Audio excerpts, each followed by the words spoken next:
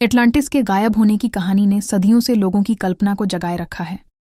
जैसे जैसे समय बीतता गया, इतिहासकारों, खोजकर्ताओं और वैज्ञानिकों के मन में एक ही सवाल उठता रहा, क्या एटलांटिस सच में था?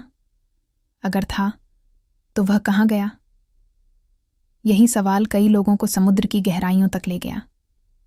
पिछले कुछ 100 वर्षों में कई अभियानों ने एटलांटिस को खोजने की कोशिश की है। कुछ लोगों ने प्राचीन नक्शों का अध्ययन किया, कुछ ने प्लेटो की लिखी बातों को ध्यान से पढ़ा। प्रसिद्ध यूनानी दार्शनिक प्लेटो ने लिखा था कि एटलांटिस पिलर्स ऑफ हेराक्युलिस के पार स्थित था। आज कई इतिहासकार मानते हैं कि इसका मतलब जिब्राल्टर जल्द मरुमध्य के आसपास का क्षेत्र हो सकता है, यानी अटलांटिक महासागर का हिस्सा। इसी वजह से कई शोधकर्ताओं ने अटलांटिक महासागर के अलग अलग क्षेत्रों में खोज शुरू की। कुछ लोगों का मानना है कि एटलांटिस अजोर्स के आसपास हो सकता है। इन द्वीपों के आसपास समुद्र की गहराई में कई अजीब भूगर्भीय संरचनाएं मिली हैं। कुछ तस्वीरों में ऐसी आकृतियां दिखाई देती हैं जो किसी प्राचीन शहर की दीवारों जैसी लगती हैं। हालांकि वैज्ञानिकों का कहना है कि इनमें से कई संरचनाएं प्राकृतिक भी हो सकती हैं। लेकिन खोज यहीं नहीं रुकी। 20वीं सदी में तकनीक के विकास के साथ समुद्र की खोज और तेज हो गई। अब वैज्ञानिक सोनार तकनीक का इस्तेमाल करने लगे। सोनार की मदद से समुद्र की गहराई का नक्शा बनाया जा सकता है। कई बार इस तकनीक से ऐसी संरचनाएं दिखाई दीं जो किसी शहर जैसी लगती थीं। इसके अलावा पानी के अंदर चलने वाले रोबोट भी भेजे गए। इन रोबोटों ने समुद्र के तल की तस्वीरें लीं।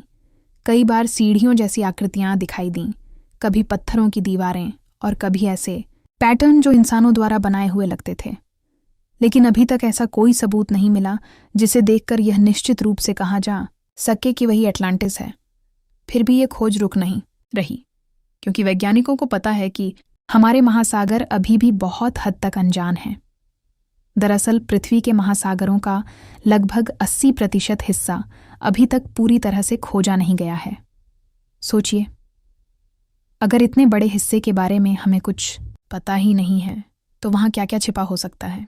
हो सकता है वहाँ डूबी हुई प्राचीन सभ्यताएं हों, हो सकता है पुराने शहरों के अवशेष हों, और शायद कहीं ना कहीं एटलांटिस भी हो। इसी उम्मीद ने दुनिया भर के खोजकर्ताओं को प्रेरित किया है। हर कुछ सालों में कोई ना कोई दावा करता है कि उसने एटलांटिस को ढूंढ लिया है, लेकिन जांच के बाद अक्सर पता चलता है कि वह प्राकृतिक संरचना थी या गलत व्याख्या।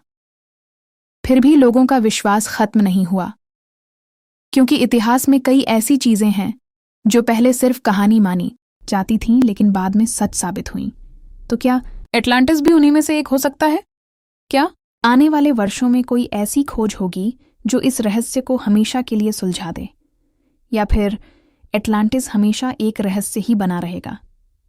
इन सवालों का जवाब शायद हमारे पास अभी नहीं है, लेकिन इस कहानी का आखिरी और सबसे दिलचस्प हिस्सा अभी बाकी है, क्योंकि कुछ विशेषज्ञों का मानना है कि एटलांटिस सिर्फ एक शहर नहीं था, बल्कि शायद उससे भी ज्यादा बड़ी कहानी का हिस्सा था।